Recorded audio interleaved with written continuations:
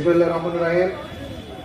আজকের এই বিক্ষোভ সমাবেশে আমাদের মাঝে প্রধান অতিথি হিসেবে উপস্থিত আছেন মেহেরপুর জেলা বিএনপির সাবেক সফল সভাপতি, সাবেক সংসদ সদস্য, জননেতা জনাব মাসুদ অরুণ।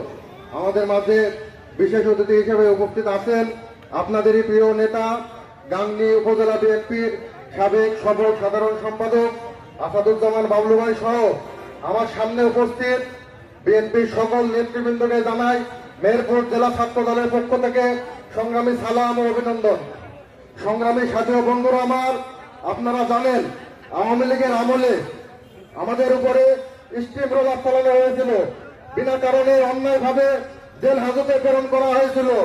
এই আওয়ামী লীগকে আবারও যদি কেউ পুনর্বাসন করার দুঃসাহস দেখায়, আপনারা তাদেরকে যেখানে পাবেন ধরে গণধোলাই দিয়ে প্রশাসনের হাতে তুলে দেবেন।